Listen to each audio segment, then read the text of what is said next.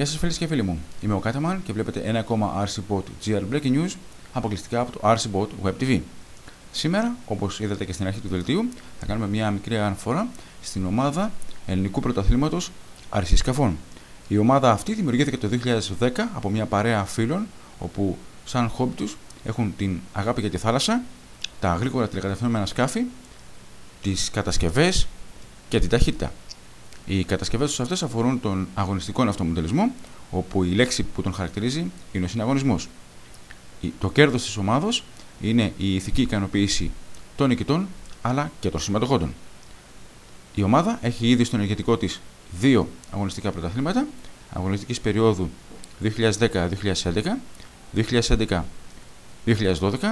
όπου έχουν διοργανωθεί με μεγάλη επιτυχία. Ας δούμε μερικά στιγμιότυπα από τους αγώνες αυτών των περίοδων.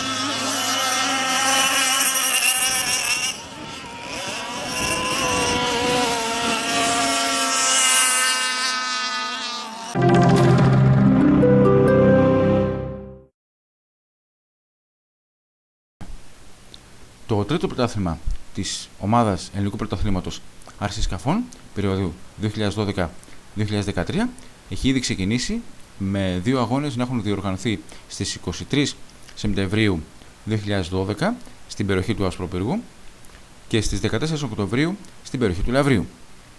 Αύριο, Κυριακή 4 Νοεμβρίου 2012, θα πραγματοποιηθεί ο τρίτος αγώνας του ελληνικού πρωταθλήματος στην περιοχή του Λαυρίου. Περισσότερες πληροφορίες για τους αγώνες της ομάδας αυτής μπορείτε να βρείτε στην ιστοσελίδα της. Προσωπικά θα ήθελα να ευχηθώ καλή επιτυχία στην ομάδα αλλά και στους συμμετέχοντες του ελληνικού πρωταθλήματος RC σκαφών. Από το RCBot Web TV θα σας ενημερώνουμε για ό,τι νεότερο έχει η ομάδα αυτή. Σας ευχαριστώ που με παρακολουθήσατε. Ως την επόμενη φορά, keep boating!